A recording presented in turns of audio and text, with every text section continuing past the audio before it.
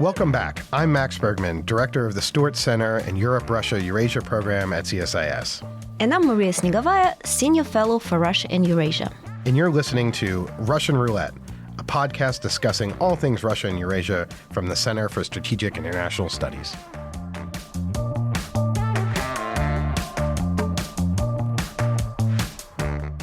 Hello, everyone, and welcome back to Russian Roulette. I'm Max Bergman, here with my co-host, as always, Maria Snegovaya, and today we are joined by our dear colleague, Jade McGlynn.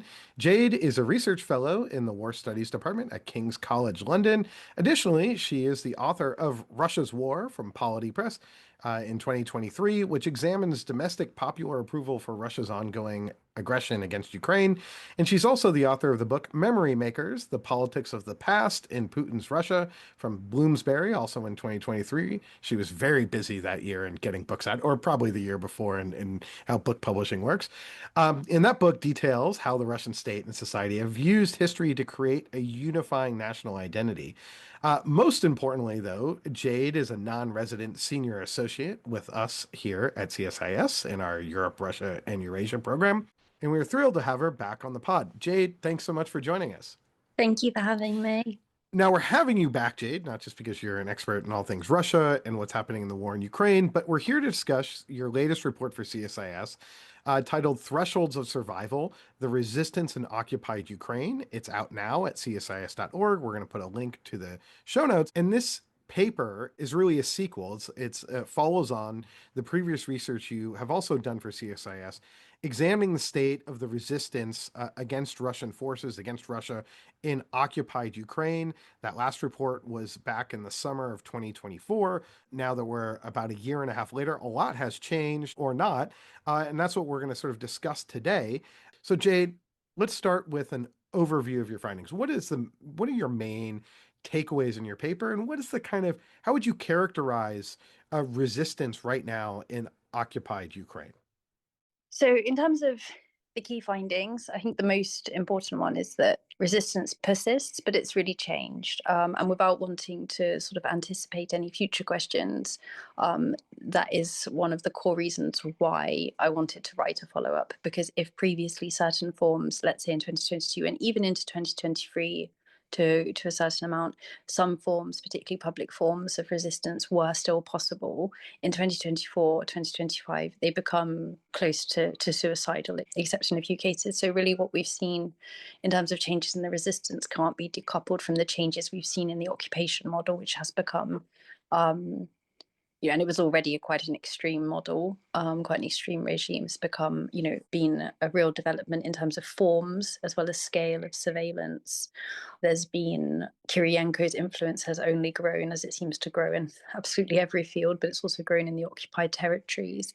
And so we're starting to see a sort of unification of certain policies across, whereas I think previously we were talking about 3 to arguably 4 very different types of regime, let's say, between occupied Crimea, occupied DNR, so-called DNR and LNR, and then occupied Zaporizhia, occupied parts of Zaporizhia and occupied parts of Kherson. Now we're starting to see much more an effort to make them all quite similar in terms of the way the rules are applied. It's not there fully, but it's happening. We're also seeing, because of the incredible amounts of surveillance, both physical and of course digital, and I'm sure we'll get on to talking about the Max Super app, that the forms of resistance that persist do tend to be private. They do tend to be focused around sending coordinates. They do tend to be, I think, more strategic, certainly less demonstrative, certainly don't look as good on Instagram. And I think that's going to be a kind of point that comes up again and again, because the reality of the occupied territories, the reality that, there are 15,250 people who have been documented, who are either, in black sites or are just missing. And that's out of a population that's roughly now, if we exclude Crimea, because Crimea still does live in a slightly different setup. If we exclude Crimea, we now have about 3.6 million people in the occupied territories, excluding Crimea. Previously, it's obviously difficult with the maths because they were occupied at different times, but previously we can roughly say around 9 million people. So prior to 2014 or prior to 2022. So we've had massive depopulation as well. Most of the people who've stayed, 2 million of them are pensioners, who are not necessarily the key demographic for resistance for obvious reasons. But It's not like in the Hollywood movies, and it's also not like you might see on Instagram or TikTok. It's very arduous, it's very lonely. And what I wanted to do with the paper was to provide an overview of how the occupation regime has changed in a hopefully at least semi-digestible format, but also to draw attention to the fact that resistance does persist.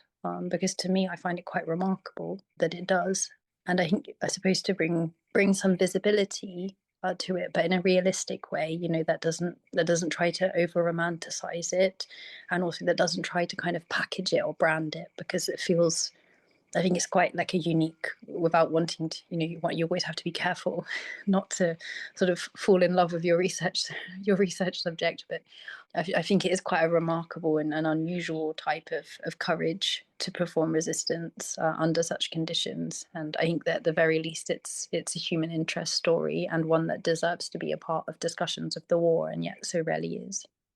Maybe I could ask you on, when you reflect between the paper that has just come out in January and the one that came out in the summer of 2024, how has the resistance efforts evolved? I mean, it strikes me that in 2024, I think there was still hope that the Ukrainian military would be able to kind of go on the offensive, seize territory. I think probably by then hope had sort of diminished. The counteroffensive in 2023 had not been successful, yet there was still kind of a rationale or rhetoric, at least to that effect, from the Ukrainian government about freeing occupied parts of Ukraine. Obviously, in the last year since Donald Trump has become president, there's been talk about territorial concessions, about ceding the territory permanently to Russia. I would think that would diminish the motivation for those resisting. I could only imagine sort of in World War II, if resistance elements within France or other places had sort of gotten a message from the Allies that they weren't coming, that would be a demoralizing element, I would think. But I'm curious, how has the mood shifted? And maybe we can talk further about how Russia has shifted. But has that shift in Ukraine's approach impacted the resistance in the occupied territories? At risk of sounding unkind, I think perhaps that slightly over centralizes the American role to the people of the occupied territories, in the sense that you picked up on something correctly. It was after the failure of the counteroffensive. It took a little bit of time, but obviously people did start to adjust their hopes, and I think that of course, it hasn't. I'll be blunt. I don't think President Trump's administration and his comments around kind of like ceding Donbass or giving up this or that have in any way helped motivation. But I think people who were motivated by the idea that liberation was kind of, if not imminent, then going to be somewhere in the short term, I think they had been disillusioned even before President Trump was reelected. And you did see that sort of across 2023, end of 2023, and into kind of summer 2024. I think that the primary motivation for most of the resistance, people who've been involved and since left the resistance, or people who are involved in curating the resistance, so from the government occupied territories, the key motivator, to be honest with you, is just hate. There's just hatred of the people who've come to their homes and destroyed them, and obviously behaved in all manner of grotesque ways. And one of the reasons why I really wanted to sort of write this update is, to keep with the threshold theme. The occupation environment really has crossed this threshold where any form of visibility or resistance is very dangerous. And that means that sometimes I think probably certain people kind of get to define narratives about the occupied territories, and the truth doesn't come out. And obviously I had to be very careful. Just had to be careful with the first one. I had to be, I'd say, even more careful, because this is something that I'm researching realistically every day, often in real time. And I hope that at least I was able to provide a report that is not romanticized or asceticized, but still does bring some visibility. Because if we just think about the concrete elements, by 2024 and certainly by 2025, essentially all digital traffic in the occupied territories is routed through SORM. You have, so the FSB is kind of Russia's lawful interception architecture. If something is encrypted, then is not encrypted, then the FSB can just read it in real time should they wish to. And of course, if it's a prominent, let's say like pro-Ukrainian channel active in the occupied territories, or a Ukrainian military affiliated channel, they're obviously probably going to pay more attention to that.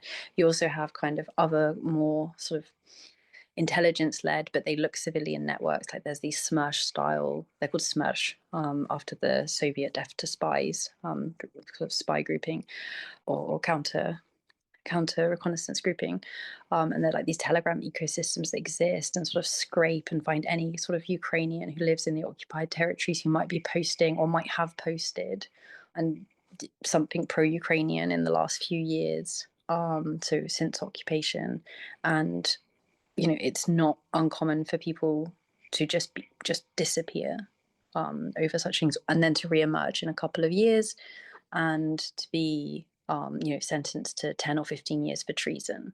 So it's a completely lawless place, and nobody pays any attention, partly because it's difficult to know what's going on. There are certainly easier topics to research, both in terms of happiness and in terms of access, but nobody knows what's going on, and therefore the Russian authorities seem to believe that they can just get away with this. And to be honest with you, unfortunately, it looks like they're right. I mean, there are efforts by, for example, her Coordination HQ to try to track and trace the civilian detainees, but it's really quite difficult. And of course, civilian detainees who are essentially political prisoners, but it's not diplomatically correct to call them that, because that would infer that they were Russian and they're Ukrainian.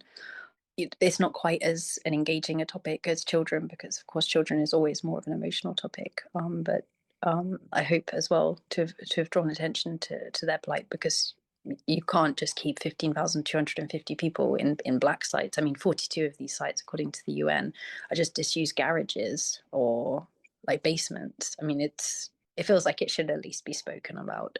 There, of course, one of, I suppose, the ethical issues in writing about this is, in some ways, you don't want them to have visibility, because any visibility is going to bring risk, and I think that there always has to be an element of give and take there, in the sense that I think there are many people who feel frustrated by some of the narratives that do get pushed by the Ukrainian government, because you also drew attention to the Ukrainian government, and I think it's very fair to say that, I mean, there was the closing down of the ministry that was more responsible for the occupied territories. The Ministry of National Unity, so-called, did nothing to help or even to try to engage the people of the occupied territories. It was headed for a long time by a man, Chernyshov, who was recently implicated in Mindich Gate.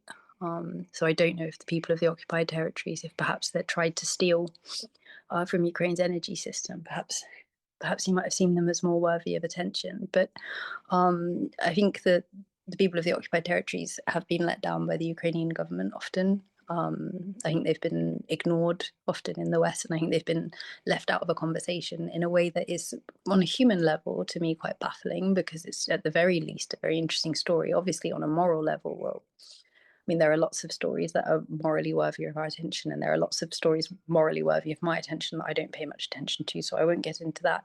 But on the strategic level, this is just the other side of the front line. And these are people sending coordinates, providing human intelligence, checking whether or not that drone really did hit.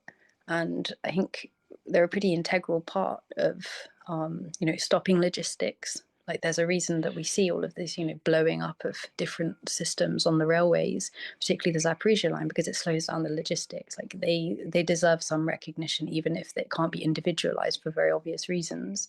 I think there needs to be some recognition of what they're doing, and in really quite scary circumstances. Thank you so much, Jade, and obviously all the admirable work that you've been doing that is very risky and highly informative.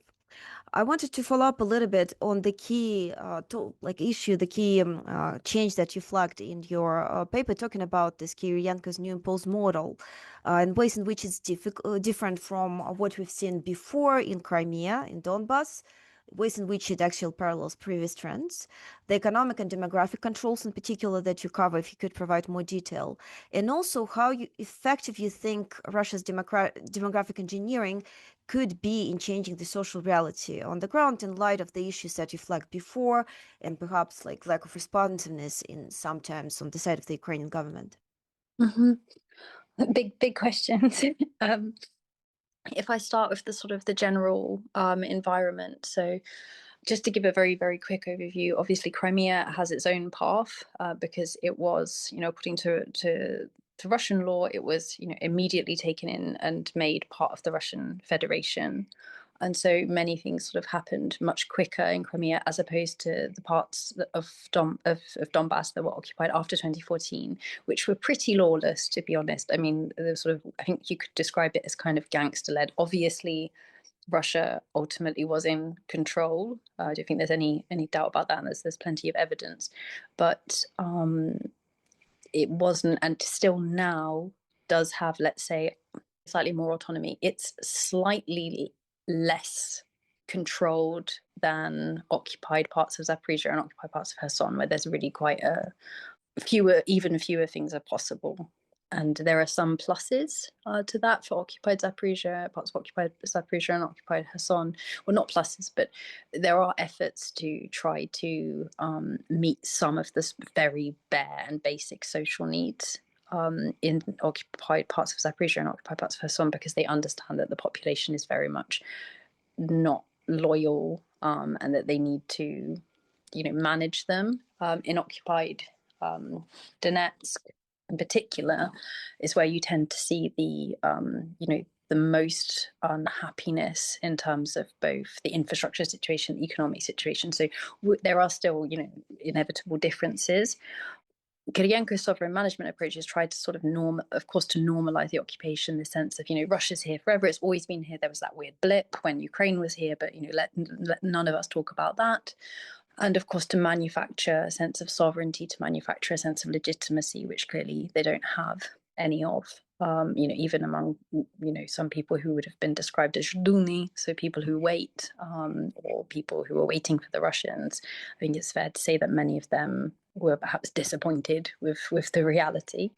The defining features are very much a sort of a pursuit of total control, but there's not even the kind of legalism or technocratism, because it's, to a certain extent, a bit wild, and obviously it's incredibly militarized as an area. I mean, many of the various plants and factories that were sort of ransacked or raided, they're then being turned into sort of different militarist uses. I have to say, I mean, if this isn't 100% what my research focuses on, but of course you come across various elements of militarization, the building up of bases, and it seems like the occupied territories are being turned into fortresses, but also into launch pads. It's, to look at it, it does not look like a country that is considering peace, and that Russia is a country considering peace anytime soon, if you look at those sorts of dynamics.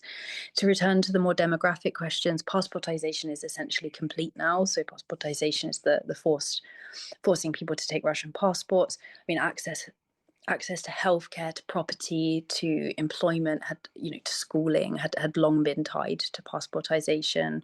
But after September the 10th, 2025, if you didn't have a Russian passport, then you had to either leave the occupied territories or be classed as a foreigner, even though perhaps, let's say, you'd never left Mariupol or Melitopol in your life.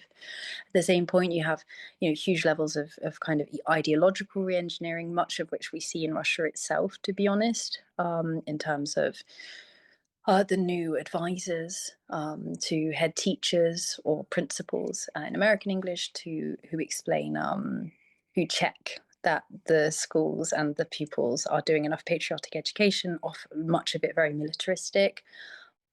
This process is only more intense in the occupied territories, plus there's added elements of kind of specific de-Ukrainianization, a big focus. There have been various manuals leaked from Ministry of Education and also from the FSB about how to spot extremism in youngsters in the occupied territories, obviously extremism being any form of sort of lingering loyalty to the Ukrainian state. Ukrainian language instruction in all occupied schools has essentially been banned or just dropped. That's since September the 1st, 2025. So in some ways, this is actually harsher than, for many of the years of the Soviet Union as well. If we come back to the point around the kind of demographic resettlement, we're seeing it's very difficult to find exact numbers, but we are seeing quite large numbers of both migrants, so from Central Asia, but also into some places, particularly to Melitopol, or places that just weren't as damaged by the war, and bluntly are just perhaps nicer places to live than some places in Siberia because they're by the sea and warmer. You are seeing some people moving in. I mean, it's a pretty unfair system. I wrote about this in the first report about a kind of two-tier system where you essentially, a lot of the houses, if you lost your house, let's say in Mariupol, you should, in theory, be able to achieve some kind of to receive some kind of compensation for that property. In practice, there are very few of these compensation houses, so many people are still effectively homeless in Mariupol, and you do sometimes see this come out onto, give us back our homes. There was some graffiti in Livobarishne in Mariupol earlier this year from a group of ladies who are not an especially anti-Russian group. Often people dismissively call what they do kind of chilobitya, in that sense of very kind of the videos to Putin, please, very sort of submissive. But you do see these outbursts in Mariupol because the housing situation is very bad. But there are flashy new apartment complexes going up, which leads to confusion. Those apartment complexes are all mortgage housing, and some of the mortgage rates offered are as low as 2%. And I haven't checked the mortgage rate recently in Russia, but I feel like 25 to 35% is a more reasonable mortgage rate compared to certainly that I used to see. So a 2% mortgage rate, which would be a dream in England. I mean, they're obviously designed to sort of lure people in, and you do still have kind of ongoing efforts as well to encourage people to move. I should say, though, that the Ukrainian government recently spoke about Siberiaization. Sounds better in Russian. This idea that people were being moved out en masse and deported to Siberia, and I'm afraid there's really I've looked for a long time, and there is no evidence of that. I mean, it's again kind of comes back to this point. It's a great narrative, there's a part of me that almost wants to believe it because it tracks with the sort of thing they would do, but there isn't any evidence of that. But there is a lot of effort to pressure, particularly people who are seen as politically unreliable, out of the occupied territories. And of course, people who are active and politically unreliable, they can just be disappeared and are shown the full force of the law.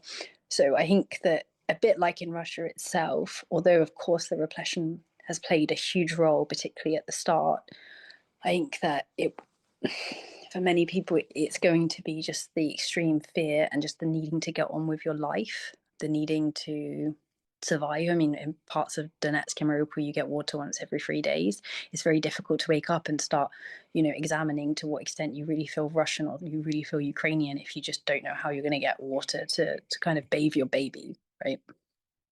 Jade, maybe we could talk about the technical aspects of this because it strikes me that one of the very 21st century elements of this resistance, or of the context in which this resistance is taking place, is in sort of almost total technical surveillance. In your piece, your report does a really good job, I think, of walking through the kind of universality of Russia's surveillance of the population. And maybe you could talk a little bit about the aggressive promotion of the Russian government's Max super messaging app. And you could tell us about how this is working, what sort of environment this is creating for those resisting. It seems like in some ways they're probably going back to the kind of analog days, to the, if you're resisting, to kind of what people were doing maybe in World War II and other times in resisting. So maybe you could walk us through the technological element here. I mean, of course, this is an environment that's completely saturated by propaganda. You have the Max super apps. Much like in Russia itself, there's a real reticence towards moving over to it. People try to have it on a second phone, or people are not silly. They understand that app is not designed to protect their privacy and their personal data, to put it mildly. In the occupied territories specifically, the rollout of Max has been more aggressive and sort of started somewhat earlier. For example, for a long time already, So for a good kind of 6 months already, it's been not possible to buy phones in at least in Mariupol and probably further across the occupied territories without having Macs and other things already pre-installed. So if people wanted to buy a new phone, they had to travel all the way to Rostov to Russia. Of course, even if you don't have the Mac Super app on your phone, I've already referenced SORM, so the kind of digital monitoring system, which means that without any kind of need for any form of sort of even faux legalism, the security services in Russia can just intercept and read your communications if it's unencrypted. So essentially, if it's Telegram, which is what a lot of people are just using, and it's still by far, the most popular kind of messenger in the occupied territories. If you're using secret chats, your message, they wouldn't be able to see the actual content of your message. They would be able to see, metadata, like, are you sending a photo? Are you sending videos? Which would be the sort of thing they'd be looking for, presuming that they might think it was a video of, let's say, Russian equipment, military equipment, etc. Who are you messaging? Is, where that person is, etc. If you're just using Telegram, let's say, for example, you're using a bot, and there are a lot of channels that do ask people in the occupied territories to upload for them coordinates or to send them coordinates via unencrypted bots, which, as I think you can probably hear, like, frustrates me and frankly shocks me a lot. But if you send it via that, then they can just see what you're sending. Now, if it's a bot that's not really very well known, and if all you're doing is sending coordinates, and it's, the people asking you to do that are quite clearly asking you to do it for military purposes, then I think you're going to be dealing with a more informed kind of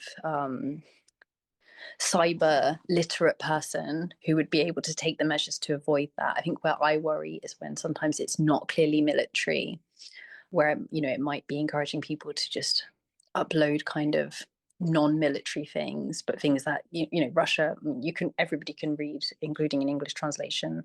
Russia's recent kind of nationalities policy was published at the end of November 2025. There are very clear metrics there about their need to make Ukrainians Russian, about the need to have 96% of people in the occupied territory, 95% of people in the occupied territories evincing a Russian civic identity by 2036. Like really weirdly specific metrics. And they also make it perfectly clear that they see, any form of kind of Ukrainian identity among people of the occupied territories as a form of terrorism.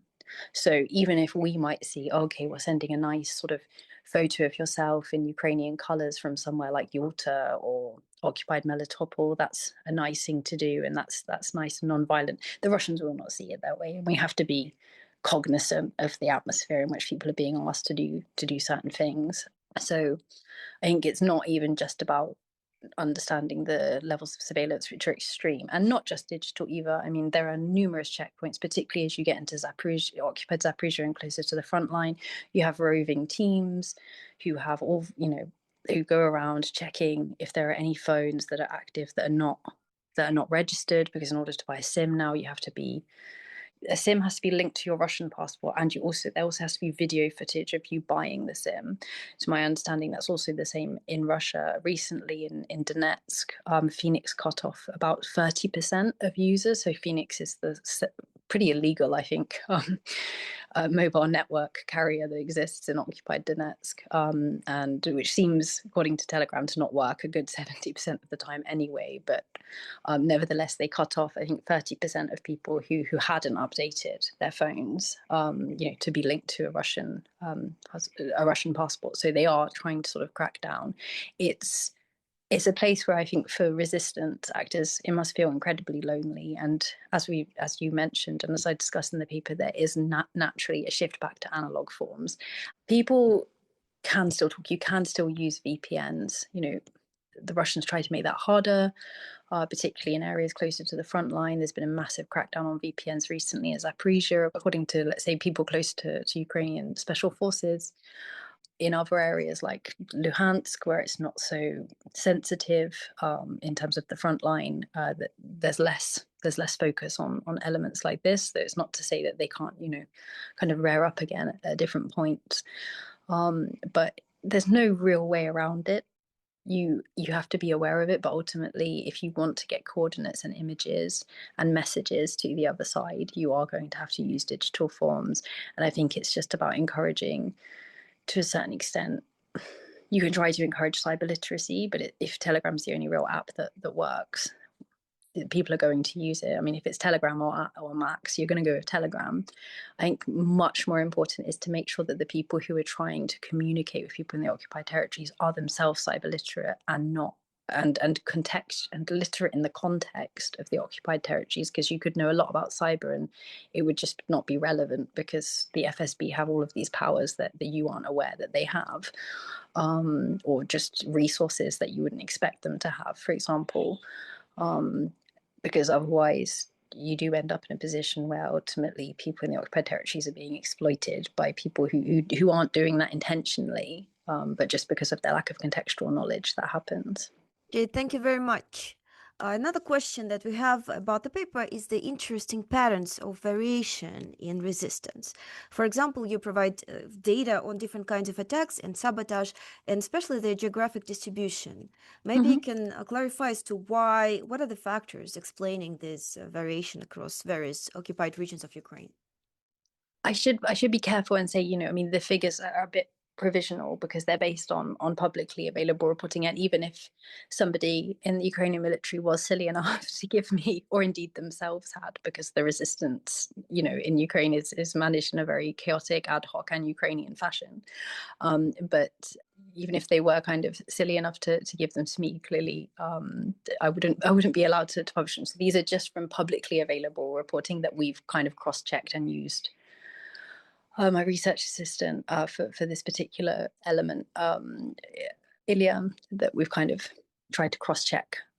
So it has to be treated, I think, as indicative and very much not as, an infallible process. That said, with all the caveats, I mean, there are certain patterns that are pointed out. So the south, so particularly like occupied parts of Kherson and Zaporizhia regions and Mariupol, they tend to be the most prominent areas. In some ways, perhaps that's not surprising, both because these are the key kind of supply chains, for Zaporizhia, where the front line, where a big part of the front line is, but also these are also clearly areas that were occupied after 2022, and where parts of the population are just demographically going to be more likely. Well, they've not had 12 years under occupation. There's not been 12 years of different types of schooling, bluntly, of brainwashing, of propagandization, of militarization, and also of huge marginalization, which I think changes almost the level on which human beings live. Like we were talking about earlier, if you don't have access to water, you're just going to engage with certain questions less. You're going to develop certain critical thinking elements less because you're just living in bare survival mode, which unfortunately has been the case, I think, in parts of occupied Donetsk, not necessarily for collaborators or people close to Pushilin, but certainly for others. In Donbass, activity does still persist, but I think it's fairer to say that there it's often carried out more in terms of Ukrainian armed forces working with coordinates and human intelligence, rather than some of the more on-the-ground activity that we see in occupied parts of Kherson, Zaporizhia, and Mariupol. You also see activity in occupied Crimea as well. I think one of the difficult things that we've had when collecting this data is it's very well known that you can just pay people to do certain things for you, to blow things up, or to disrupt, or to commit sabotage. And one of the things we tried to do was to make sure that this was linked at least to somebody who was officially willing to claim it.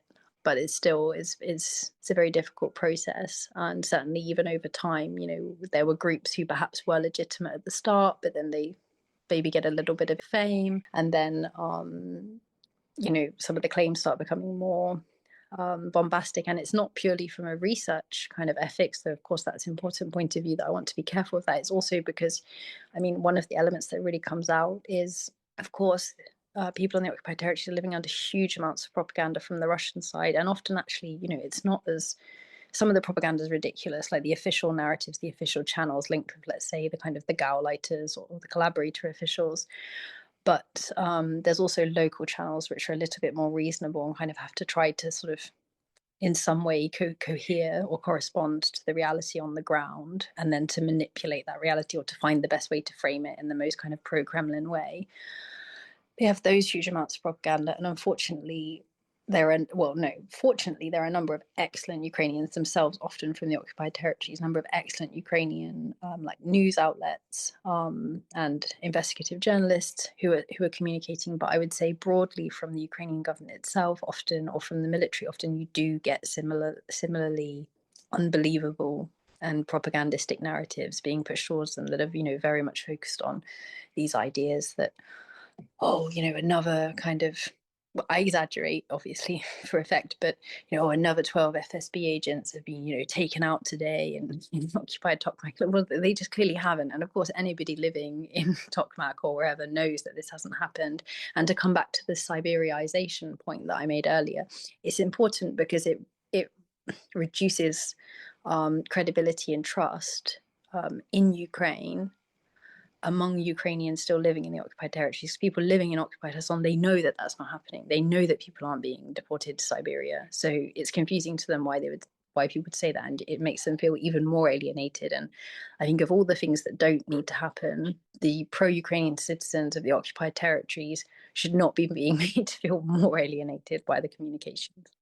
Very important and obviously in a lot of ways heartbreaking. Thank you so much for your description. One follow-up to that is, to what extent, given this difficult ways in which the resistance now expresses itself and the covert operations, everything that you've described, to what extent it alters how we think of success of these operations? You discussed this in the paper. If you could perhaps describe it for our audience in a little bit more detail.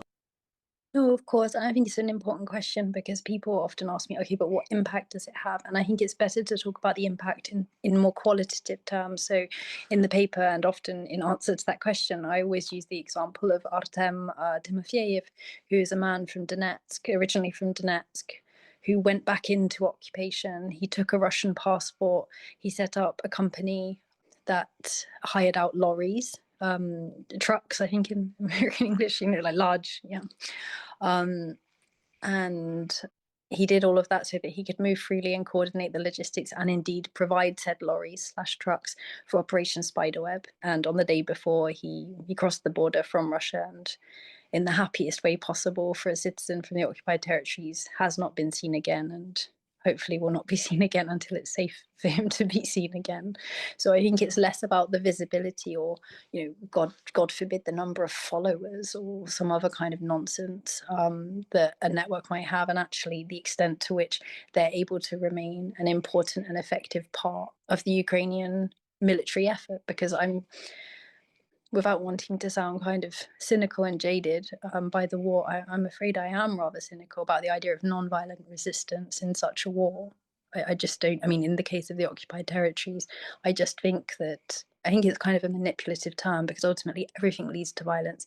If somebody goes out into the street with a nice sign about how much they love Ukraine in the occupied territories, that's going to end in violence. That person is not committing violence, but that is going to end in violence for that individual because the FSB or whoever are going to find them and drag them off and do awful things to them. We can pretend that's non-violent because we like it and it seems nice and it lets us live in our kind of safe worlds, but there's violence in it. Similarly, sending coordinates in itself is not a violent action, but it is consciously leading to violence and destruction. And I think it's important to reflect just the sheer violence of the reality that people live in the occupied territories. And of course, I'm not a military person. It's not my job to say, certainly because I wouldn't be brave enough to do it, say what people should or shouldn't do. It's simply that I have to be honest in depicting what I can see and what to me seems possible. And therefore I don't find it surprising that we've seen such a shift towards this very private, quite individualized, quite atomized and very lonely effort towards much more kind of private and violent resistance, the sending of coordinates, solo acts, because even for a resistance network to survive, it can't really be a network or a cell in the traditional sense, certainly as the resistance operating concept puts it, that NATO uses in its doctrine, is much more having one coordinator who then has agents who never speak to each other, do not know the other one exists, but who are sometimes often unknowingly spying on other ones, is a very lonely existence, and it has to be that way in order to keep them safe. Yeah, I think one thing your report does a really good job of is sort of highlighting the difficulty of trying to resist in this environment. And in some ways, our military doctrine in the West is sort of built up for democratic resistance, a resistance against a democratic occupier in the sense that it can be shamed to about the use of force, about the use of violence, about repression. It's not that the US and coalition forces didn't do this in Afghanistan and other places, but there's a general governor on the kind of expression of violence that doesn't really feel in a more authoritarian state that is the case. Um, I want to maybe pivot to one final question because it's late where you are. You're in coming to us from Estonia. It's late at night, but maybe just one final question about how you see things inside of Ukraine as someone who's been spent a lot of time in Kharkiv. And I'm curious what your sense is of the current mood of the country. We're in January. It's winter time. Power's being shut off. It's a really cold winter. What is your kind of just as sort of a closing question, which we could go on, but maybe how do you see things right now in Ukraine itself? We've been talking about the occupied territories, but what do you think the mood is? Is there a shift in how people are viewing the war? And maybe you could just talk about your reflections on where things stand as we stare at the middle of a cold winter in Ukraine. Yeah, I got back a couple of weeks ago, and I'm heading back out in about 4 hours. Um, I think people are just completely, understandably exhausted, and just wondering like when will this end and how will it end? Because, you know, and I completely agree with with the vast majority of my Ukrainian interlocutors who say this. Just Russia does not look like a country that is engaging seriously with the negotiation process. It looks like a country that is planning that thinks it can achieve its objectives, which I would suggest is the loss of Ukraine losing its ability to function as a state, Russia regaining control, and then being able to reclaim what it perceives as its kind of lost global role or lost role over European security architecture. Ukrainians feel, I think, frustrated with Europeans for just not having even a smidgen of the bravery and courage that they've had. I think they feel a bit flabbergasted, maybe, by what's happened in America. And I think they feel very frustrated with many of their own politicians. Certainly, the removal of Mr. Yermak was met with overwhelming positivity in the country, given his connection to a variety of unpopular efforts to crack down on anti-corruption bodies, and his links to both alleged and seemingly less alleged certain corruption scandals. I think the recent changes, people want something to hope for, but the world is not giving them much. On the other hand, I mean, what choice do they have? Like Russia, we've just been discussing how grim it is to be in the occupied territory. I think that explains how you can have these figures where people say, yes, they want the war to end. Of course they want the war to end. Who in their right mind at this moment does not want that war to end? But to hand over, free cities. I mean, I go to Slavyansk quite a lot, which is one of the unoccupied cities of Donetsk region. It's close to the border of Kharkiv region. To just hand people over knowingly to the type of regime that we've just discussed, people are just dragged out at 3 a.m. I mean, kind of Stalinist style, and then just disappeared, and you cannot find, and maybe you'll never ever find out about them because many of them will just be tortured to death or even executed. For many people, that's not an option. I have to be honest with you. No matter how much I would want something to end, I would find it very hard to hand over like a part of my country to that, with my people, with my fellow citizens. Jade, I think that's a really profound point, and I think that's part of the reason why these peace talks seem sort of destined to go nowhere, as we've talked about on the show. Unfortunately, we're going to have to leave it there. I want to thank you so much for joining us so late, and hopefully you can get some sleep before your flight and your journey back to Ukraine.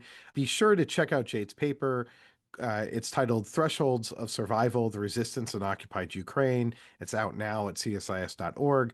If you haven't already, please don't forget to subscribe to our show and give us a 5-star rating. Additionally, please subscribe to CSIS channel on YouTube and be sure to check out our sister podcast, The Europhile, where in one of our recent episodes, we have an interview with Michael Kaufman about not just the war in Ukraine, but really looking at NATO's response and NATO forces and how they would stand up in a fight with Russia.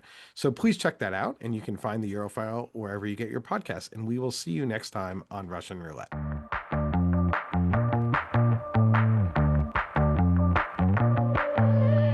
You've been listening to Russian Roulette. We hope you enjoyed this episode and tune in again soon. Russian Roulette releases new episodes every 2 weeks on Thursdays and is available wherever you get your podcasts. So please subscribe and share our episodes online. And be sure to check out all the latest analysis by the Europe, Russia, and Eurasia program at csis.org.